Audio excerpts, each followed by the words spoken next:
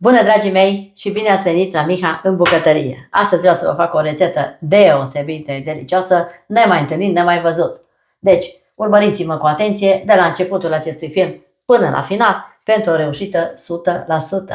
Am nevoie de un blat însiropat, am nevoie de o cremă foarte bună. Pentru început am spart 7 ouă separate, albuș și gălbenuș. Peste ele o să pun puțină sare. Dumneavoastră îmi spuneți de unde mă urmăriți, iar eu vă pup cu mare drag, oriunde v-ați aflat și oricum v-ar chema. O să încep să bat această bezea punând zahăr în ploaie. Cam 130-140, puneți cât de dulce doriți, atât zahăr puneți. Bat bezea, o spumă tare, întâi de toate amestec gălbenușurile cu sarea pentru gust. Trebuie bătute pentru că o să le pun după aceea peste bezea. Dacă încă nu v-ați abonat pe canalul meu de YouTube Rețete Culinare cu Miha, sunteți invitați să vă abonați. Este gratuit. Cine dorește să intre în comunitatea miha.de de pe Facebook, este și acolo invitat, cu rețete, cu schimb de păreri, cu schimb de opinii și așa mai departe. Totul este gratuit. Mulțumesc frumos pentru prezența dumneavoastră în număr atât de mare. Bat bezeaua mea tare, adăugând treptat zahărul, până când obțin o spumă fermă. Am obținut o bezea tare, după cum vedeți, așa să fac un moț, să fie foarte groasă. Aceasta este bezeaua, da? Să fie foarte, foarte tare.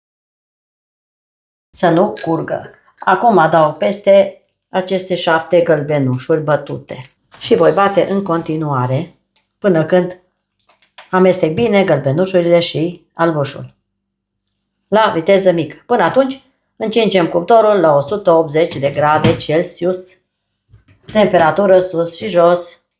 Acum bat din nou. Am încorporat bine ouăle. Aici am pregătit o tavă 35 pe 25 de centimetri, tapetată cu hârtie de copt umezită. Peste aceste ouă voi cerne făină. 2 linguri mari de făină. Jumătate de pliculeț de praf de copt. 2 linguri mai micuțe de lapte praf.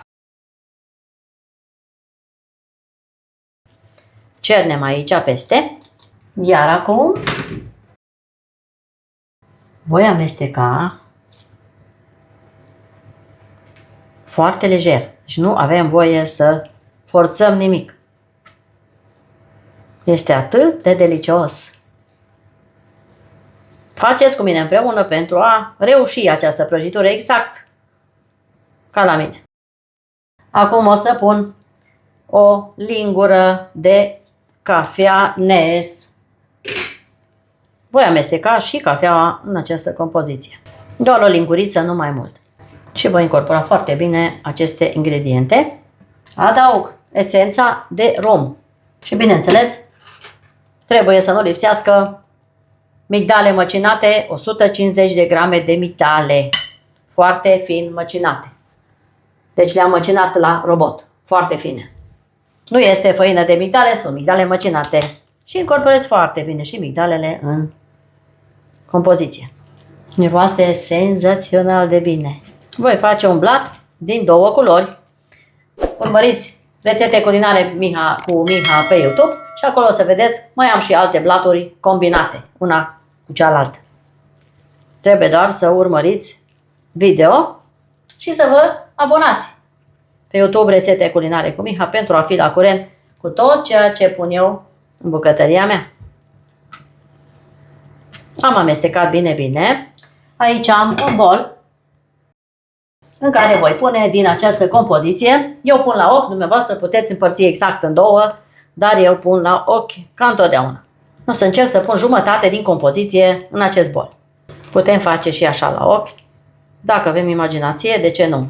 Apăsați clopoțelul pentru a fi la curent cu tot ce fac eu. Pentru a fi la zi cu tot ce postez pe canalul meu de YouTube. Acum aici, peste această compoziție, o să pun o lingură de cacao. O lingură mai mică, nu foarte mult. Am pus cacao și eu voi omogeniza foarte bine în compoziție. Așa, cu mișcări largi. Să nu forțăm mai mult decât trebuie. Cuptorul este încins deja, imediat sunt gata. Și o să vă spun cât a stat la mine în cuptor. Dacă doriți, faceți testul cu scobitoarea. Am terminat de încorporat. Așa arată compoziția cu cacao. Voi turna compoziția aceasta în tavă umezită, neapărat pe hârtie de cot. Dacă urmăriți canalul meu de YouTube, o să vedeți că mai am combinații de foi. Foarte multe combinații de foi. Așa că trebuie să vă abonați acestui canal dacă vreți să vedeți rețete foarte bune, atât din Banat cât și de familie, de la prieteni, de la rude, de peste tot avem rețete vechi și foarte noi. O să așez acest blat galben întâi.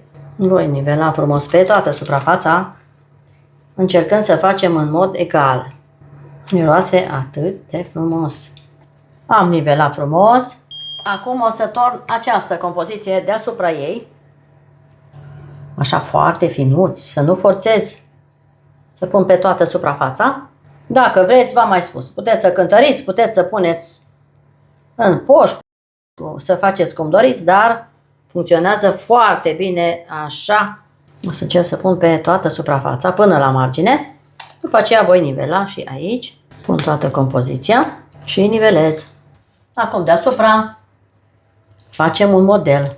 Încercăm să combinăm cele două componente. Iar acum facem în sens invers. Facem așa și în zigzag puteți face.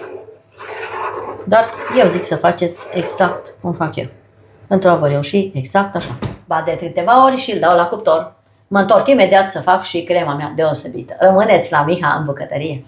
Dragilor, aici avem 400 de ml de frișcă foarte rece, peste care voi pune următoarele. 250 de grame de ricotta peste frișcă. Trebuie să fie reci. Toate ingredientele pe care le punem aici trebuie să aibă o temperatură destul de scăzută. Se lucrează la rece. Este o cremă la rece de data aceasta. Deci ricotta, mascarpone, tot așa, 200 de grame. Punem și mascarponele aici, peste frișcă. Zahăr nu voi pune pentru că o să pun o cremă de ciocolată după aceea. Rămâneți cu mine alături să vedeți despre ce este vorba în această rețetă. Voi bate foarte bine toate ingredientele până obțin o cremă. La viteză mică, bineînțeles, pentru a nu stropi toată bucătăria. Întâi o să fac puțin așa, după aceea le voi face cu mixerul. Voi zdrobi puțin ricota. Foarte încet, vedeți cum stropește? Foarte tare stropește. Eu am pus frișcă din asta, așa. Frișcă lichidă. 2 cutii, 400 de mililitri. Bat bine până fac o cremă. Am făcut așa o cremă groasă. Acum o să adaug, bineînțeles, cum am spus, 150 de grame de ciocolată. Deci este dulce, nu mai pun zahăr. Dacă nu aveți ciocolată așa dulce, puneți 2-3 linguri de zahăr pudră în frișcă. Fac mai departe până omogenizez și ciocolata în crema mea și suntem gata. Tot așa la viteză mică, până încorporez ciocolata în această cremă de frișcă. Acum adun puțin marginile pentru a omogeniza și mai bine. Adun frișca și mai bat în continuare, încă puțin. Și crema mea o să fie gata. La viteză mică, bineînțeles. Crema mea este gata.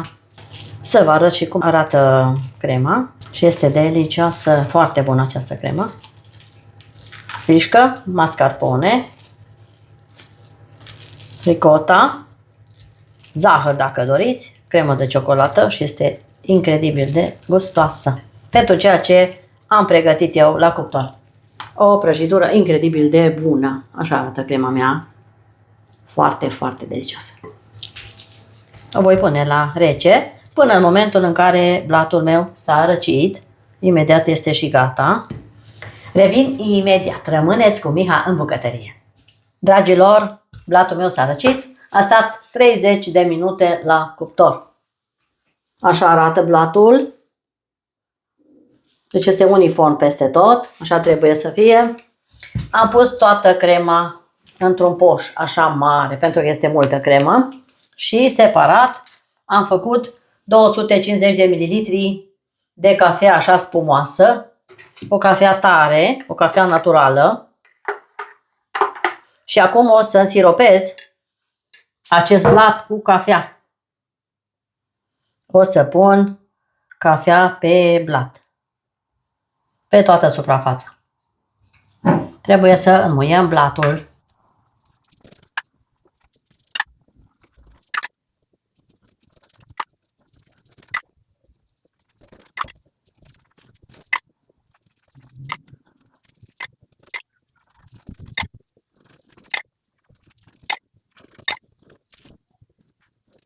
Am pus toată cafeaua, 250 de mililitri, și o să las puțin să intre în blat. A sosit momentul să pun și crema. Și o voi pune așa. Eu o pun cu un poș, puteți să o puneți și fără poș. Așa, pur și simplu.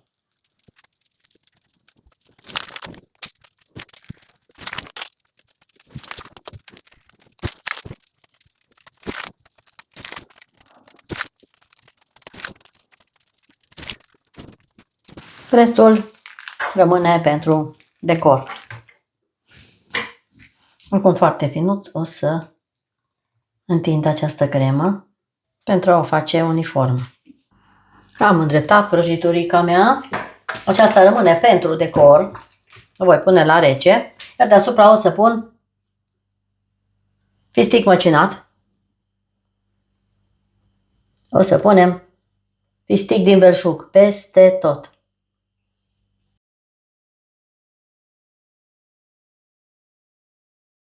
Aceasta este minunata mea prăjitură de astăzi.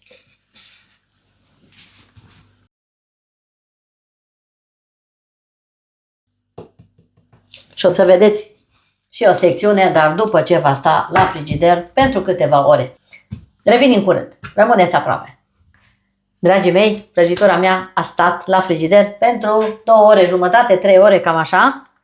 Și o să tai să vă arăt și cum arată secțiune. Este atât de moale și atât de bună. Nici nu vă puteți imagina ce bună este. Și arată foarte bine. Uitați aici cum arată prăjiturica mea de astăzi. Așa. Sper că se vede bine. Foaia aceea din 2 părți, din 2 culori. Așa, în zigzag. Crema aceasta minunată la rece cu brânză. Fistic. Migdale măcinate, se taie foarte bine și este excelentă. Mama mia!